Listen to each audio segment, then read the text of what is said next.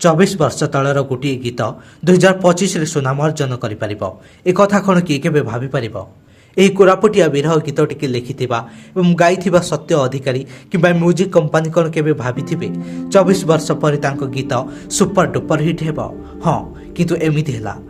24 ବର୍ଷ ତଳର ଏହି ଗୀତ ସେତେବେଳେ କେତେ ଲୋକପ୍ରିୟ ହୋଇଥିଲା ତାହା ଅଲଗା କଥା। 6 ବର୍ଷ ତଳେ କ୍ୟାସେଟ୍ କାହାଣୀରୁ ବାହାରି ଡିଜିଟାଲ ଦୁନିଆ ଦେଖିଲା। 2018ରେ ୟୁଟ୍ୟୁବରେ ଏହି ଗୀତ ଅପଲୋଡ୍ ହେଲା। କିନ୍ତୁ ସେତେବେଳେ ଏହି ଗୀତକୁ ହୁଏତ ଆମ ଭଳି ରିଲ୍ସ ପିଢ଼ିର ମଣିଷ ଶେଷ ଯାଏ ଶୁଣି ନଥିବେ କିମ୍ବା ଥରେ ଅଧେ ଶୁଣି ଧ୍ୟାନ ଦେଇନଥିବେ ଅବା ଭୁଲି ଯାଇଥିବେ। କିନ୍ତୁ 2025ରେ ଏହି ଗୀତ ଏତେ ସଫଳତା ପାଇଛି ତାହା ବିଶ୍ୱାସ କରି ହେଉନି। ଗୀତଟିର ଗୋଟିଏ ପଦ, ଧନକେ ଦେଖିଲୁ ତୋଇନନି ସିନା ମନକେ ଚିହ୍ନିଲୁ ନାଇଁ, ସୁନାକେ ଚିହ୍ନିଲୁ ବାନକେ ଚିହ୍ନିଲୁ ମଣିଷ ଚିହ୍ନିଲୁ ନାଇଁ। ଧନ ନାହିଁ ବୋଲି ମୋର ପାଶନ ତାରିକା ଯେ ଉଠି ଗଲୁ, ଧନ ଅଛି ସିନା ମନ ନାହିଁ ତାକେ ତୋଇ ଜାଣି ନ ପାରିଲୁ।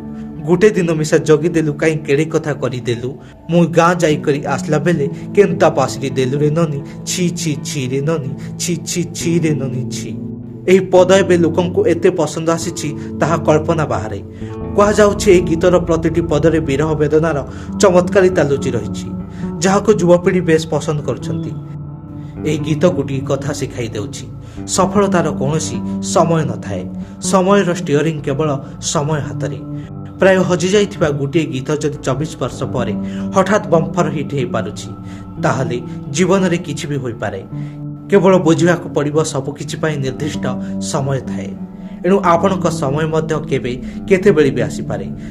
ଯଦି ଆପଣ ଭଲ ମାର୍ଗରେ ପରିଶ୍ରମ କରିଛନ୍ତି, ଆଜି ନହେଲେ କାଲି ସଫଳତା ଦିନେ ନା ଦିନେ ନିଶ୍ଚୟ ପାଇବେ।